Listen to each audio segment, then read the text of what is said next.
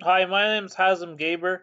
Today I'm going to teach you about Amazon EC2 or Elastic Cloud Compute 2. So, when you're logged in to Elastic Cloud Compute, the first thing you want to think about is where you're putting your server.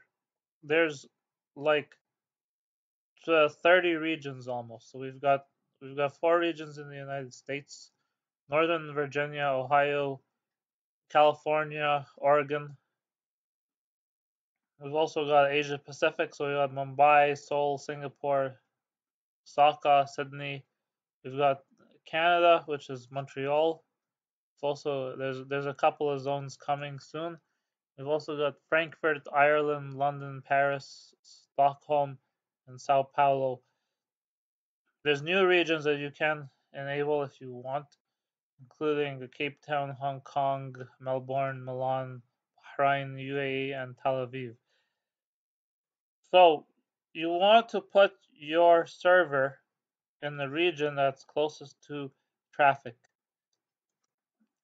And if you're building an application that needs failover or that needs um,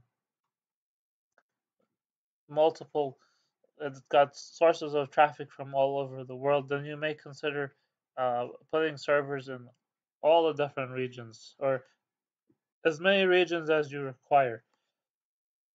And it's really easy to set up a server. So the first thing you want to do is just click here on launch instance, and you can you can you can create, one server or 5 servers or 20 servers all at the same time with the same. um, I don't recommend you do this. If you need to scale up and down, there are other things you can look at, which we'll talk about later, uh, including like Lambda, and we can also create an auto scaling group. So Amazon will create servers when you need them and shut them down when you don't need them. And the reason that's good is because you pay for your server per hour. So if you run a server for 10 hours, you only pay for 10 hours. So if it's $1 an hour, you pay $10. If you run it for the whole month, then you pay for the whole month, whatever number of hours there are in the month. So you'll want to give it a name, which has to be unique, and then you can pick a machine image. So if you're just starting out and you want to use Linux, you can buy a server for free. So in your first year, you get 750 hours of the T2 micro server. And so within Linux, we've got the basic 2023 Linux. We've also got uh, an AI based NVIDIA GPU Linux. We've got like 3 of them, and we've got some other Amazon Linuxes that are free. We also got Mac OS, so if you can choose a Mac OS server.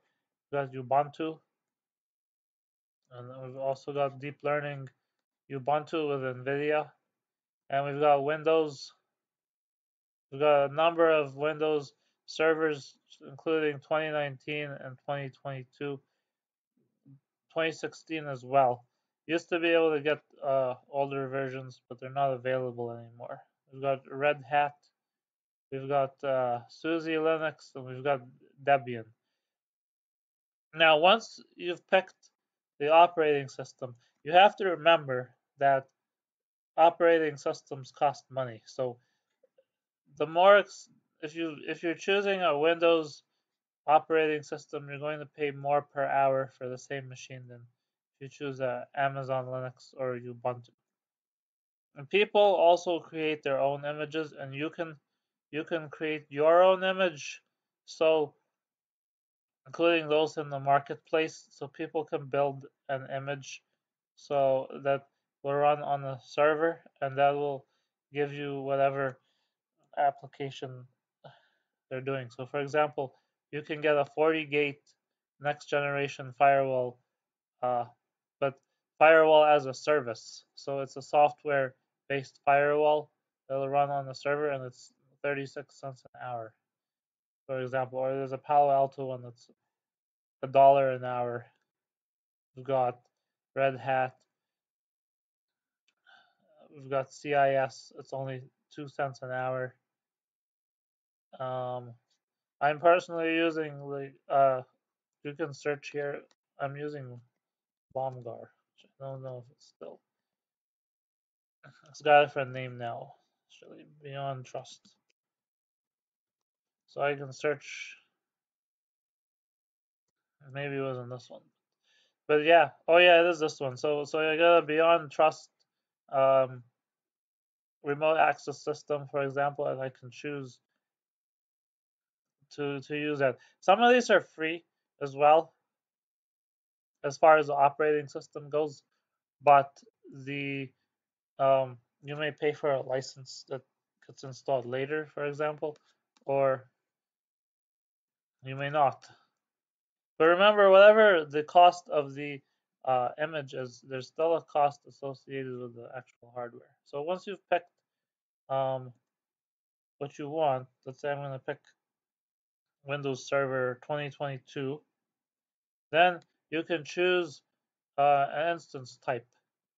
So the T2 Micro is the basic one, which you get one virtual CPU and 1 gig of memory. And as you can see here, it costs like 1.62 cents per hour for Windows and 1.16 cents per hour for Linux. So you can scroll through and figure out what you want. So for example, there's a metal server. It's got 48 processors, 48 virtual CPUs, basically 384 gigs of memory. You've got another one that's got like 18,000 gigs of memory, 24,000 gigs of memory. It costs $239 an hour. So you want to pick something that works. If you're using Linux, some servers won't work for you, and if you're using Windows, some servers won't work for you. So they'll be grayed out.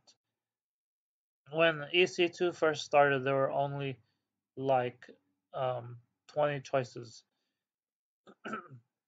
So once you've created the server in the current generation, um, even if it becomes obsolete, you can still keep using it.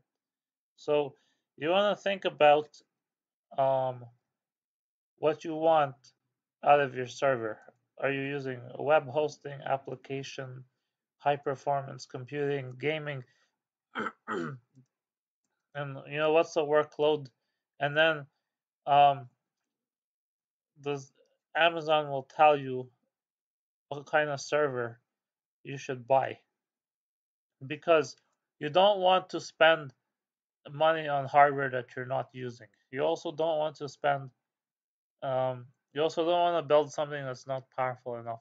So if you need a lot of memory, you want to buy a server with memory. If you need processing power, then you need a server with processing power.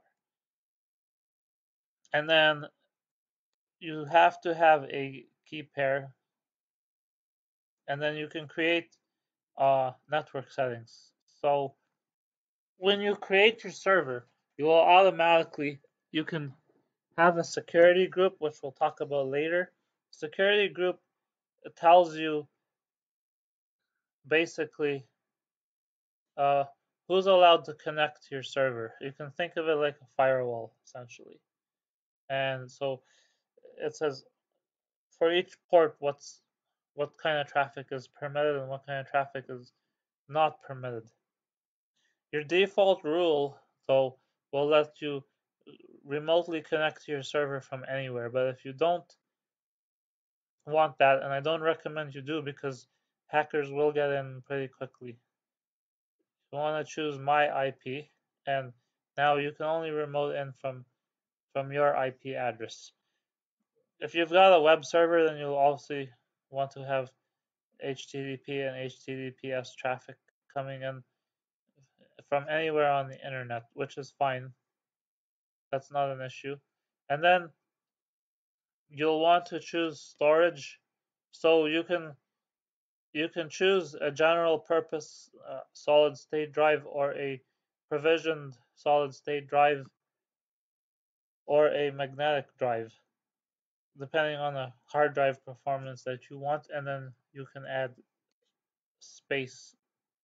And you're paying, I believe, $1 per gigabyte per month, or maybe it's 10 cents per gigabyte per month. And with a provisioned IOPS, you get a certain amount of input and output. So you can have a really powerful hard drive that can respond to requests quickly. So if you're building something like a database server, maybe that's important. If you've got Active Directory, you can automatically join the domain.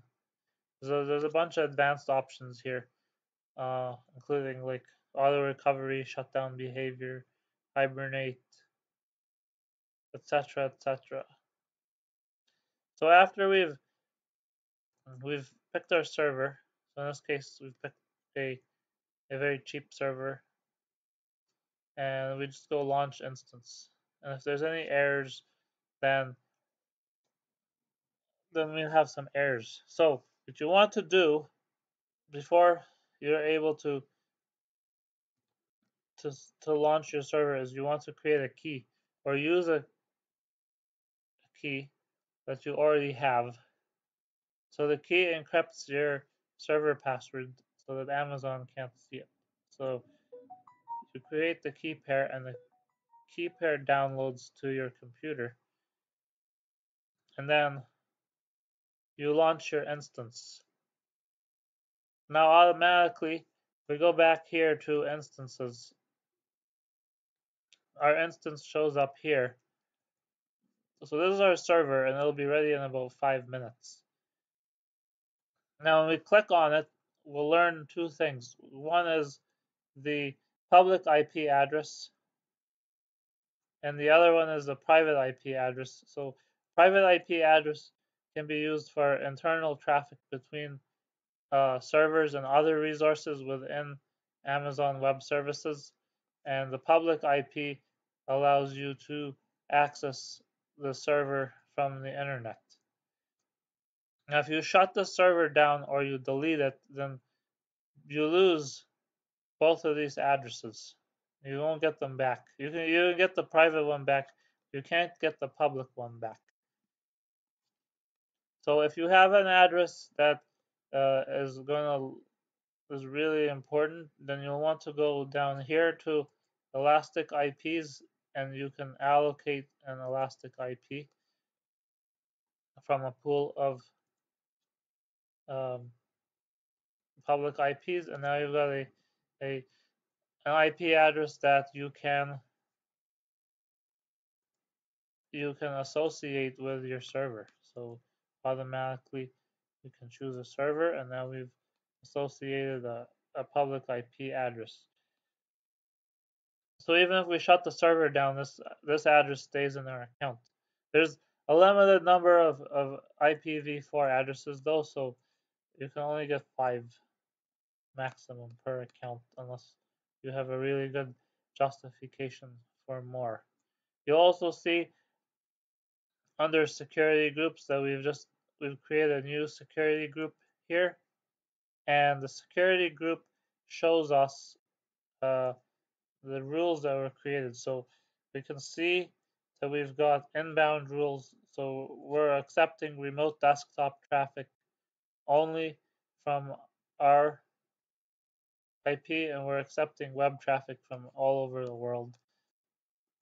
As far as outbound rules go, we're allowing the server out throughout uh, any destination and any port range. Now, if you want to add a rule,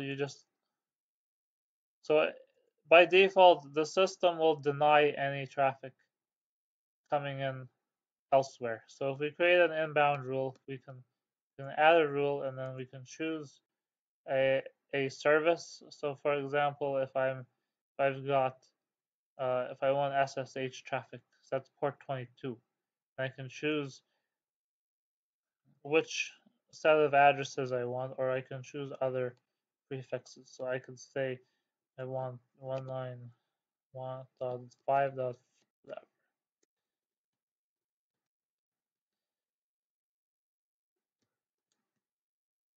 So I can create a.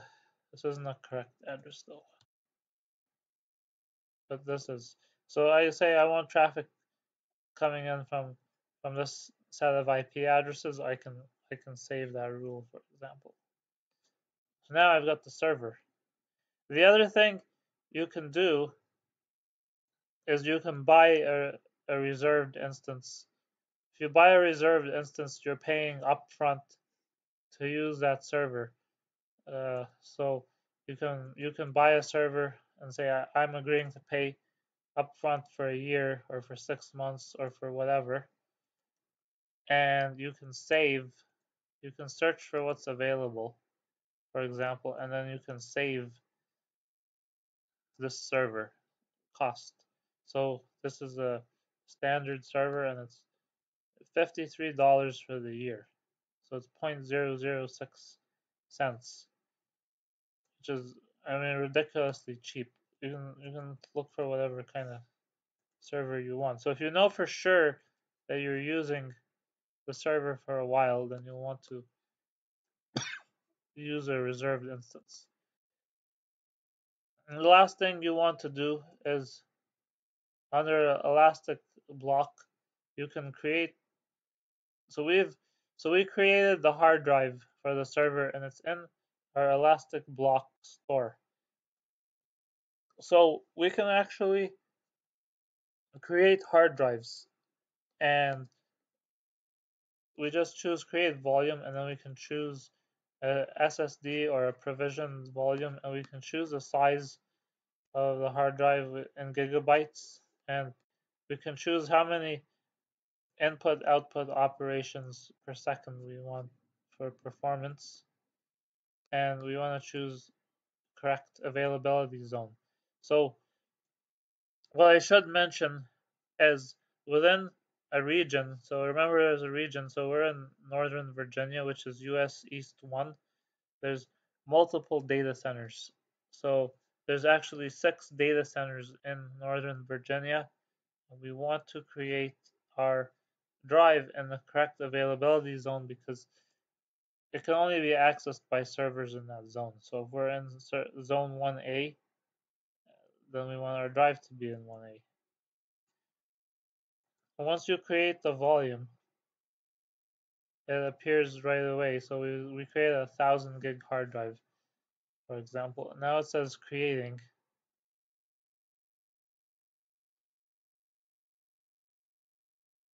And then as soon as a drive is ready, you can look here where it says attached instances.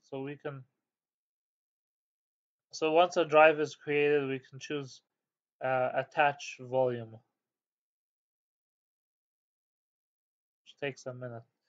But in the meantime, let's take a look at something. We'll go back to our instance. So our instance is running, and we've got our public address, which, mind you, we've changed as we're using an Elastic address. So we're going to open up our remote desktop. Why isn't my remote desktop working? So just type remote desktop, and if you can't find it, then you can go to Windows Administrative Tools, and or actually Windows Accessories. Choose Remote Desktop, and then put in the IP address. And now it's going to ask you for your password, and if you don't know your password, type administrator, and then you go back to your instance here, and you right click, and you choose connect, and then you can choose remote desktop client, and then choose get password, and then find the key that you had earlier. So this is our key, and we want to upload our key. and choose decrypt password. So now this is our password.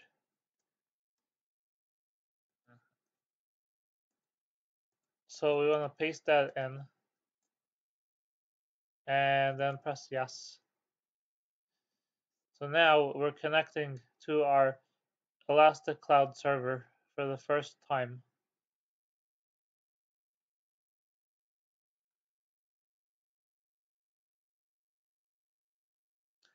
And it's gonna perform slow because we picked a slow server,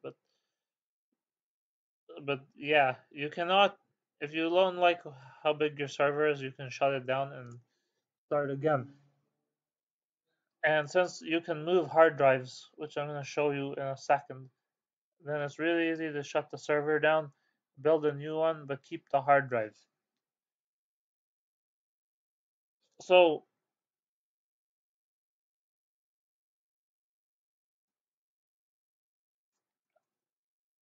so yeah, our server has launched. You'll note the date and time may be different because it's set to UTC. So you might want to change the time zone, and then you can install whatever you need to install. You want to allow, and now you've got a fully functional cloud-based server. And your desktop will tell you host name, instance, instance ID, public IP, private IP. So look, we've got one hard drive and we got 30 gigs of storage. Now, if we want to add another hard drive, we're gonna do that in a minute. So we just go back to um, Elastic volumes, and now we've got the hard drive still creating though, so it's gonna take some time probably. Oh, it's available. So okay, so this is available now. So we just go right click and then we go attach volume, and then we're not in the right availability zone. So gotta make sure. It probably messed up. What availability zone am I in? So if I click here, I'm actually in 1D. So I made a mistake. So we go back to volumes, create the volume, and choose 1D, and create the volume.